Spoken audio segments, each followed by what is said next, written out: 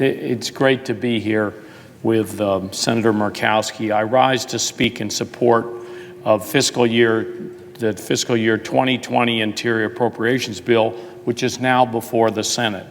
And I want to begin by thanking my chairman and partner in this endeavor, Senator Murkowski, for her working with me to produce a very fine bill that is crafted on a bipartisan basis. It's extraordinary that this bill is on the floor for the second consecutive year, after many years when we were not able to move the bill by regular order. And much of the credit goes to her leadership and her commitment to working through tough issues in a fair and a pragmatic way.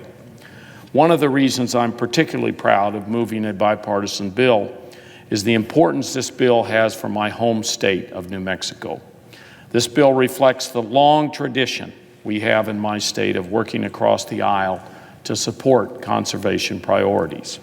It includes a number of important accomplishments for the state, including language to protect the sacred landscape of Chaco Canyon, along with funding to support the Valles Caldero National Preserve and the new resources to clean up the PFAS contamination in New Mexico and across the country.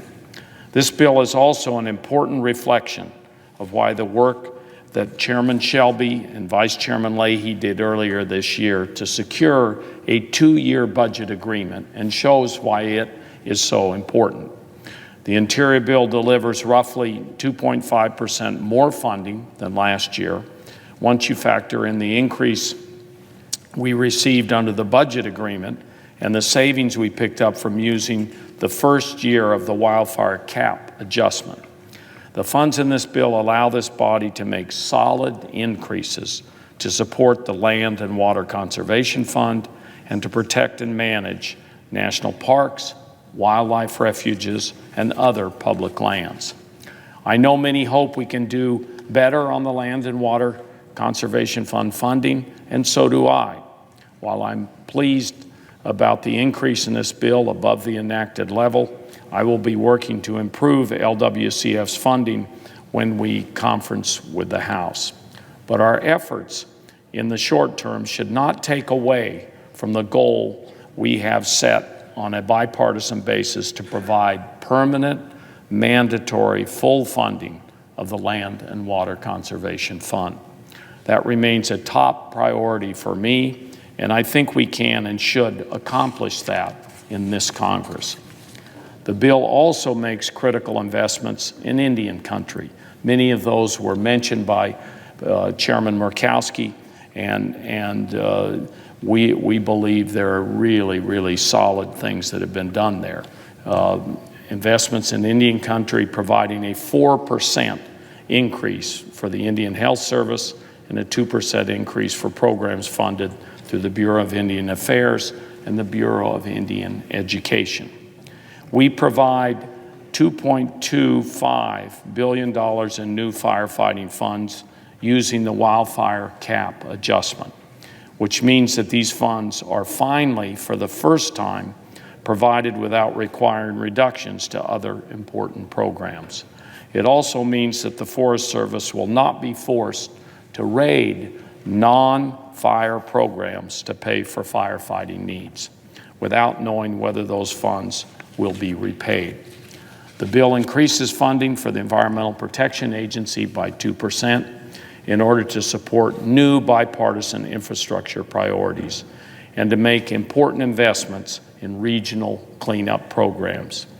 EPA is still struggling after years of budget cuts, but I'm proud that our bill includes the best EPA budget in a decade and completely rejects the billions in cuts proposed by the Trump administration. It also provides vital resources to our counties by fully funding the Payment in Lieu of Taxes program, a program that supports over $40 million per year in local government services in New Mexico.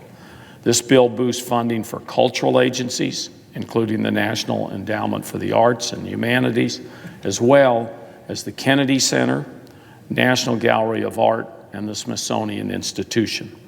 Specifically, I'm very proud that we were able to increase the budgets of NEA and NEH by $2 million each.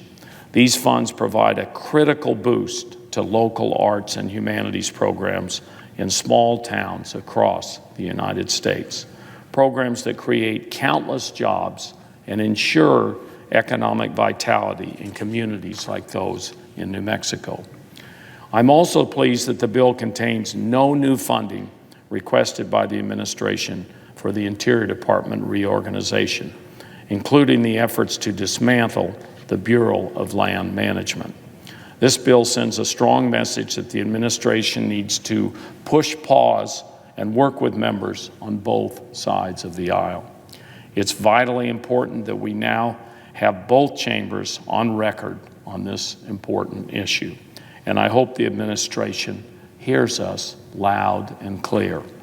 I appreciate that the bill contains no new poison pill riders for the second year in a row, which is all the more notable given the number of difficult issues that we confront through the EPA and the federal land management agencies. And I want to thank Chairman Shelby and Senator Murkowski for their commitment to moving a clean interior bill. That said, I do want to note that the bill does continue several provisions that I oppose, including provisions dealing with the lead content of ammunition, biomass energy policy, Clean Water Act exemptions, and Clean Air Act exemptions. I also oppose a troubling provision in the bill that weakens protections for the sage grouse. Given the bad faith efforts by this administration to weaken efforts to protect the sage grouse, it is extremely short-sighted for Congress to continue to block protections under the Endangered Species Act for the species when the administration has failed to hold up its end of the bargain. These provisions are contrary to the spirit of the No Poison Pill Riders Agreement. Thankfully, they are not in the underlying House bill, H.R. 3055, and I expect to have some frank conversations as part of the conference process about the need to remove them and the need to include a number of other important curbs on this administration included in that legislation. So I want to be on record that in the conference I will be fighting to keep the House's positions on several of these very important items. I look forward to debating this bill, considering amendments, and ultimately passing it with a bipartisan vote so that we can proceed to a conference with the House. I also want to express my personal thanks to the majority subcommittee staff, Emmy Lasowski, Nona McCoy, Lucas Agnew for working with me and my staff. This is Emmy's first bill serving as the clerk of the subcommittee, and I congratulate her on this milestone as the Senate takes up the bill. Their work is a great credit to Chairman Murkowski and Chairman Shelby. I'd also like to thank my staff, Rachel Taylor, Ryan Hunt, Melissa Zimmerman, Faisal Amin, for all their hard work to accommodate the priorities of senators on both sides of the aisle.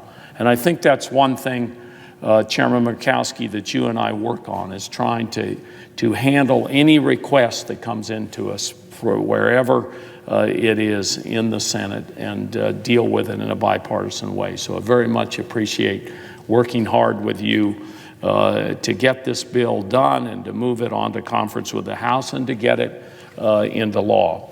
With that, Mr. President, I yield the floor.